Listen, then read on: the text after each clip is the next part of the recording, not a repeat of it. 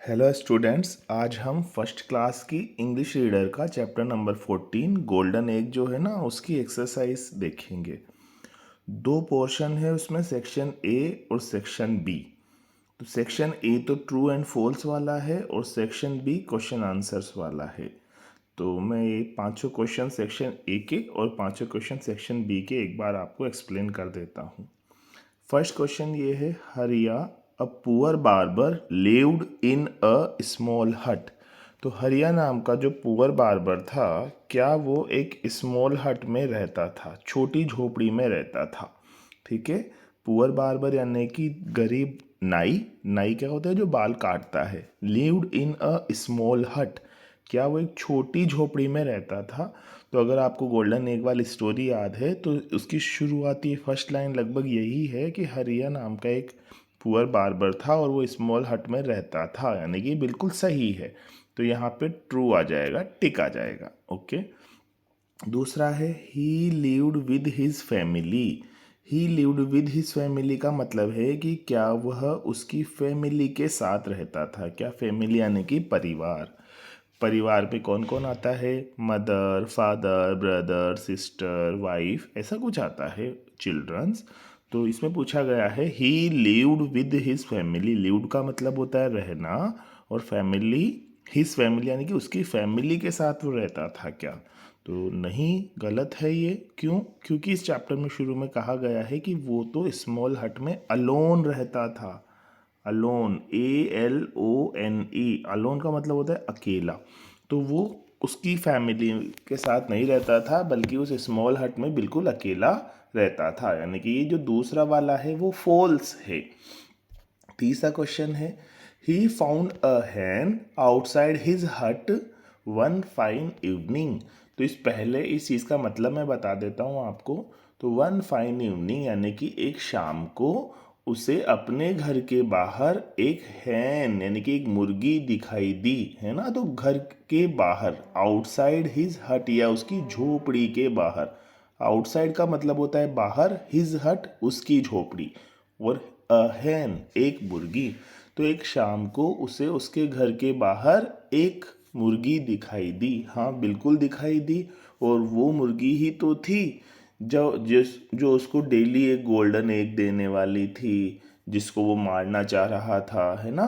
याद है आपको, मैंने आपको बताया था स्टोरी बताते टाइम कि एक इवनिंग को वो घर पे लौटा। अब वो सोच रहा था कि क्या खाया जाए, तभी उसको बाहर से एक मुर्गी की आवाज़ आई और वो उसको पकड़ के ले आया। ठीक है, तो उसे उसकी झोपड़ी के बाहर एक मुर्गी मिली थी, बिल्कुल मिली थी। तो आप यहाँ पे टिक कर देंगे। आगे है, the Hahn agreed to lay a golden egg every week. क्या हैन ने ये एग्री किया कि वो हर सप्ताह, एवरी वीक, वीक का मतलब होता है सप्ताह, जैसे हर संडे टू संडे, जैसे आपके गेम पीरियड आता है ना हर सैटरडे को केवल एक बार आता है, तो वो हो गया एवरी वीक। लेकिन क्वेश्चन में ये पूछा गया है कि हैन ने क्या ये कहा था क्या कि हर वीक में एक बार वो एक गोल्डन एग देगी।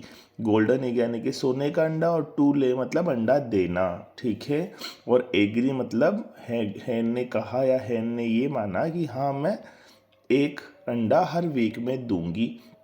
तो अगर आप स्टोरी को याद करें तो ऐसा नहीं था। हैन ने ये कहा था कि वो डेली एक गोल्डन एग देगी, यानी एवरी वीक यहाँ दे रखा है, जबकि क्या कहा गया था, एवरी डे। तो द अगर ये होता the Hahn agreed to lay a golden egg every day, तब तो सही होता, लेकिन यहाँ एवरी वीक लिखा हुआ है, इसलिए बच्चों ये रोंग है। ओके। आगे, हरिया टुक गुड केयर ऑफ हैन। हरिया ने उस हैन का अच्छे से ध्यान रखा। हाँ, बिल्कुल ध्यान रखा, क्योंकि वो तो डेली गोल्ड का एग दे रही थी वो वाली हैन, तो उसका तो बहुत ध्यान रखना ही था, जब तक उसके मन में लालच नहीं आया था ना कि सारे एक से एक साथ ही निकाल लूँ, तब तक तो वो उसका बहुत अच्छा ध्यान रख रहा था। लेकिन जब उसके मन में ये ग्रीड आ गया कि मैं तो इसके पेट में से सारे एग ही एक साथ निकाल लूँगा, तब उसने उसको मार दिया था। तो इसका मतलब है हरिया took good care of the Hahn. Good यानी अच्छा, केयर यानी ध्यान रखना मुर्गी का। हरिया ने हैन का अच्छे से ध्यान रखा। हाँ, बिल्कुल ध्यान रखा, ट्रू है। उसके बाद आएगा बच्चों ये कुछ क्वेश्चन। हु वॉज हरिया? हरिया कौन था? तो चैप्टर में शुरू में ही आ गया था हरिया। हरिया की स्पेलिंग डायरेक्टली दी हुई भी है, HARIA। हरिया वॉज मतलब था। अब वॉज और हरिया की स्पेलिंग तो यहाँ भी है और आपको याद भी रखनी है वॉज की स्पेलिंग। तो पास्ट टेंस में आना हो तब हम वॉज यूज करेंगे। हरिया वॉज कौन था हरिया? एक पुअर बार्बर था। पुअर की स्पेलिंग POOR और बार्बर की स्पेलिंग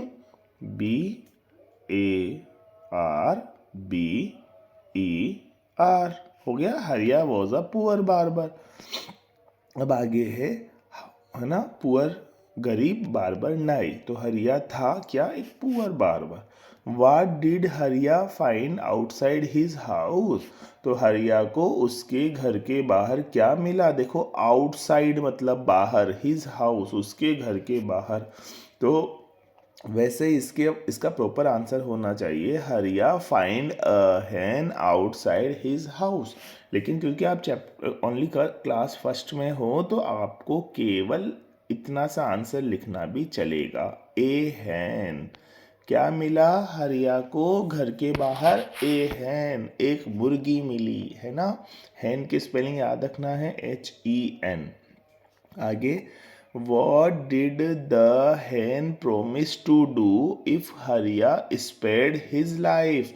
तो हैन ने क्या प्रॉमिस किया कि अगर हरिया उसकी लाइफ छोड़ दे, यानी कि उसकी जान बख्श देगा, तो हैन क्या करेगी? तो याद है आपको, हैन को जब पकड़ लिया था हरिया ने और उसे मारने लगा था, तो हैन ने घबरा कर कहा था, अरे अरे मुझे छोड़ दो, मैं तुम्हें एक गोल्डन एग डेली दूंगी, मैं तुम्हारी हेल्प करूंगी, है ना। तो to lay a golden egg daily. और फिर वो हरिया क्या हुआ था? पहले तो सरप्राइज हुआ था कि भाई ये हैन बोल कैसे सकती है ना।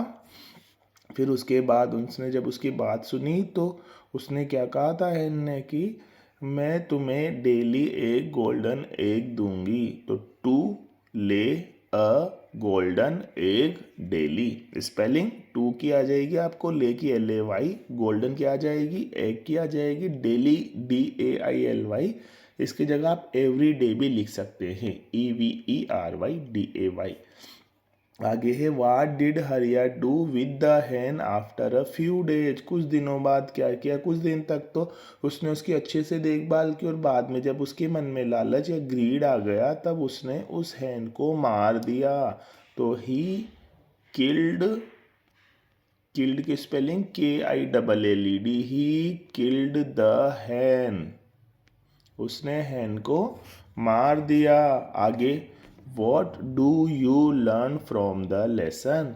इस लेसन से आप क्या सीखते हैं? तो इस लेसन से हम यही सीखेंगे कि हमें लालच नहीं करना चाहिए। तो वी शुड की spelling SHOULD, we should not, हमें नहीं, बी होना चाहिए, हमें नहीं होना चाहिए क्या? लालची, GREEDY, हमें लालची नहीं होना चाहिए। या बी का मतलब होना है, शुड नॉट भी नहीं होना चाहिए, वी हमें, और ग्रीडी की स्पेलिंग ध्यान रखनी है, लालची, हमें लालची नहीं होना चाहिए। तो ये हो गया आपके चैप्टर नंबर 14 के क्वेश्चन आंसर्स। एग्ज़ाम के हिसाब से आपके लिए ये इम्पोर्टेंट है, पेरेंट्स भी इसको देखकर बच्चों को समझा सकते हैं। Thank you.